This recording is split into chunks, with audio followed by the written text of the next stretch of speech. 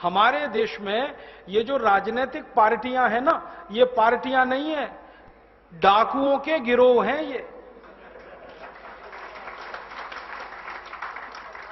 हां, मैंने इनको पार्टी कहना बंद कर दिया। लुटेरों के गिरोह हैं ये, पार्टी नहीं है आप। और लूट में नेताजी लगे हैं, उनकी पत्नी लगी है, फिर उनका बेटा लगा है, बेटे की भी पत्नी लगी है, फिर उनका चाचा, उनका ताऊ, उनका भतीजा, उनका मामा, उनका साला, सभी तो लूटने में लगे हैं। बताओ कौन सा खानदान है जो नहीं लूट रहा है?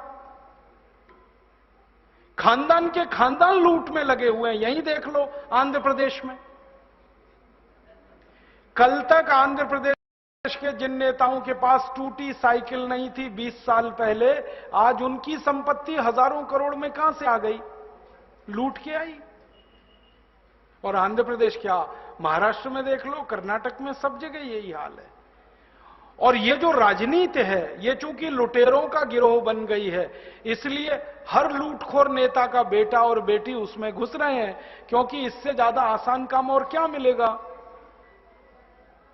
चाय की दुकान भी चलानी पड़ती है तो मेहनत लगती है, यहां राजनीति में तो बिना मेहनत के लूटने को मिलता है। ना कोई मेहनत है, ना कोई मशक्कत है, ना कोई टैक्स देना है, और ना किसी से कोई जवाबदेही है।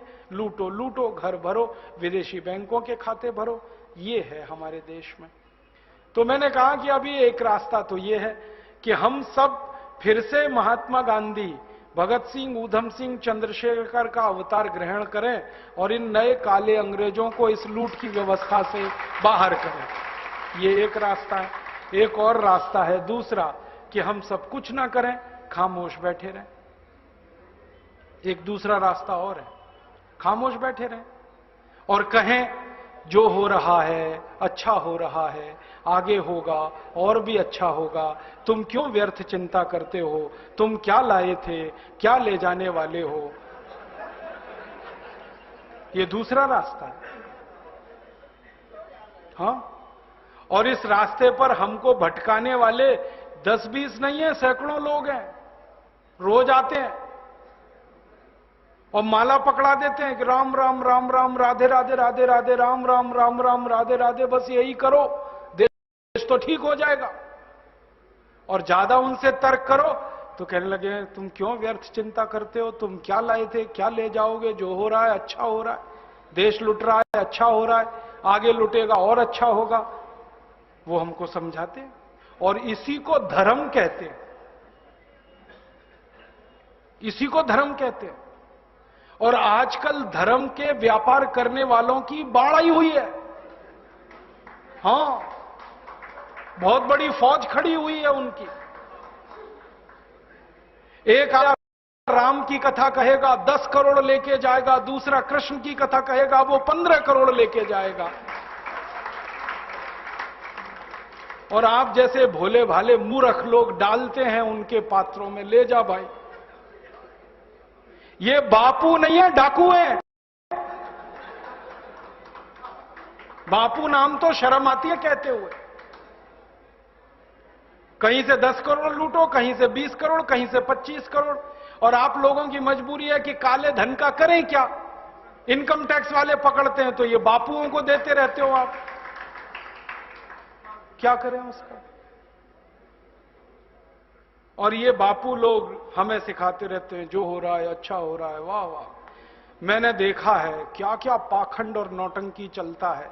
भगवान राम की कथा कहने आते और भगवान राम की जिंदगी के वो प्रसंग कभी नहीं सुनाते जो हम में वीरता पैदा करें, जो साहस पैदा करें।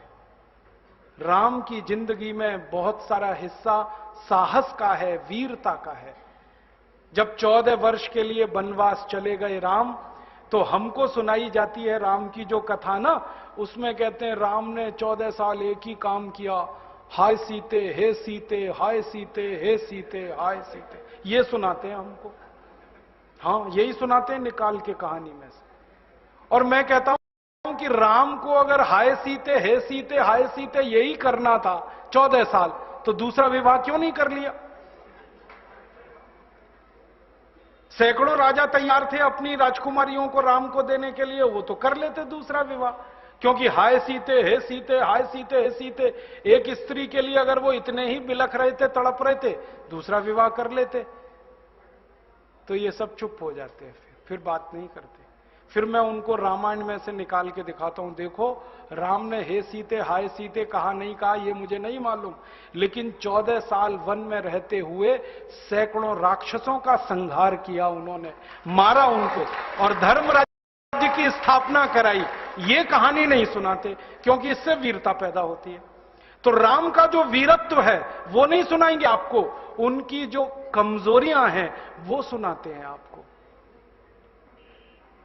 और राम कथा जब वर्णन की जाती है तो मंच पे बैठ के आहा कैसे आंसू, ढलल ढलल आंसू निकलेंगे, आपको भी रुलाएंगे, खुद भी रोएंगे। किस बात के लिए? हो, राम को वन गमन में इतना कष्ट हो रहा है, वन में इतनी तकलीफें हो रही हैं, तो राम की तकलीफों का वर्णन कर रहे हैं, आंसू आ रहे हैं, और ये सारा वर्णन एयर कंडीशनड मंच पर बैठकर होता है। अपने को तकलीफ नहीं होनी चाहिए, राम की तकलीफों का वर्णन कर। एयर कंडीशन मंच चाहिए, एयर कंडीशन घर चाहिए रहने के लिए, एयर कंडीशन कार चाहिए और चार्टर्ड प्लेन चाहिए आने और जाने के लिए, तब राम की कथा सुनाई जाएगी। जो राम जिंदगी भर पैदल चलते रहे, जिन्होंने अपना रथ भी छोड़ दिया था अयोध्या से निकलते समय, वो राम ने जिंदगी भर पैदल चल के काम किया और यहां एयर कंडीशन कारों में घूम घूम कर, चार्टर्ड प्लेन में घूम घूम कर राम की कथा सुनाते हैं। वो कथा वथा नहीं है, वो उद्योग है, व्यापार है, बिना टैक्स का।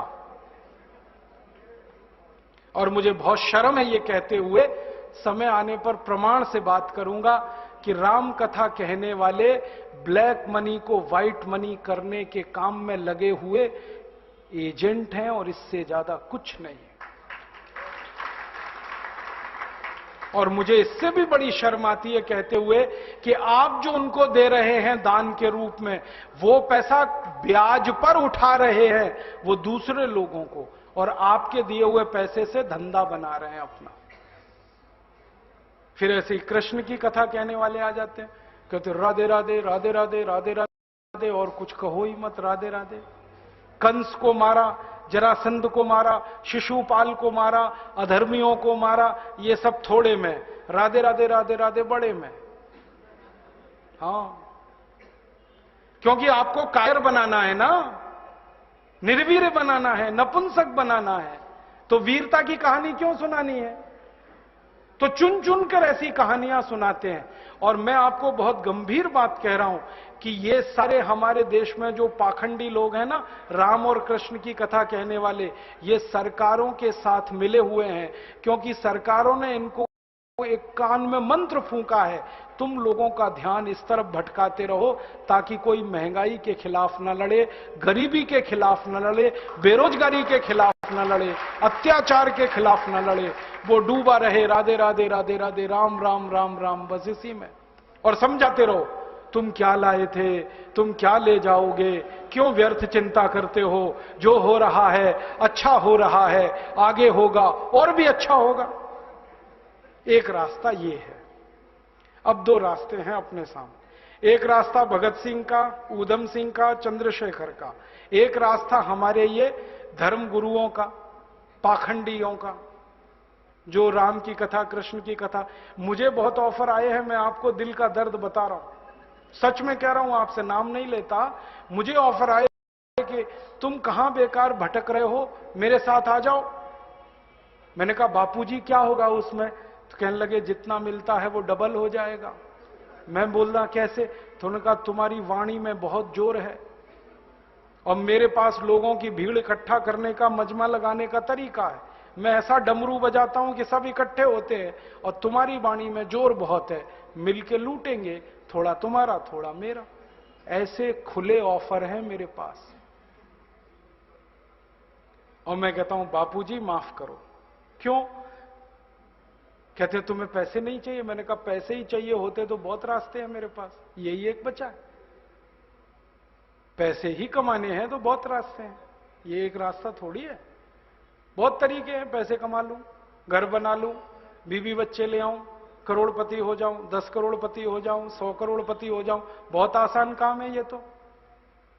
थोड़ी चालाकी हो तो सैकड़ों करोड़ बनाना बिल्कुल मुश्किल नहीं है इस देश में। फिर अंत में तो वही होगा ना, सैकड़ों करोड़ हो गए, एक दिन डायबिटीज होगी, एक दिन अर्थराइटिस होगा, एक दिन हार्ट अटैक आएगा, मैं मरने ही वाला हूं। तो मरना तो है ही, वहां भी शायद जल्दी मरूं, क्योंकि जब शरीर में तामस वृत्ति आती है ना तो जल्दी मरता है आदमी। जब तक सात्विक रहता है तब तक थोड़ा दम रहता है, तो तामस वृत्ति आएगी, मरना मुझे वहां भी है। तो क्यों ना इस रास्ते पे चल के मरूं जहां सात्विक वृत्ति भी है, मरना है ये तो पक्का ही है, जिंदा तो कोई रहेगा नहीं। तो भगत सिंह का रास्ता क्या बुरा, ऊधम सिंह का रास्ता क्या बुरा, चंद्रशेखर का रास्ता क्या बुरा। कुछ करके मरो ना। मरेंगे ये सब भी, साधु संत पाखंडी, राम की कथा सुनाते सुनाते हार्ट अटैक आएगा, मरेंगे वो भी। डायबिटीज सबको हो रखी है, मैंने देखा है नजदीक से जाके, सब इंसुलिन लगाते हैं, खाते हैं गोलियां, अपनी डायबिटीज नहीं मिटा पाते, दूसरों को उपदेश देते फिरते। ब्लड प्रेशर सबको बढ़ा हुआ है, क्योंकि ये जो काला धन है ना, इसका हिसाब किताब करने में बीपी ही बढ़ने वाला है। सब बीपी की गोलियां खाते हैं, सब डायबिटीज के लिए शिकार हैं, तो दूसरों को उपदेश देंगे तो मैं भी लग जाऊं, वो एक रास्ता है। एक रास्ता भगत सिंह, ऊधम सिंह, चंद्रशेखर का भी है। मौत तो दोनों में ही आने वाली है, बस अंतर इतना है, एक मौत ऐसी आएगी जिसको देश और समाज जिंदगी भर याद रखेगा, और एक मौत ऐसी आएगी कोई पूछेगा नहीं। तो हमने तो चुन लिया है दूसरा रास्ता, भगत सिंह वाला, ऊधम सिंह वाला, और तय कर लिया है कि जैसे भगत सिंह, ऊधम सिंह, चंद्रशेखर ने गोरे अंग्रेजों को भगाया, वैसे ही हम आज के इन काले अंग्रेजों को मार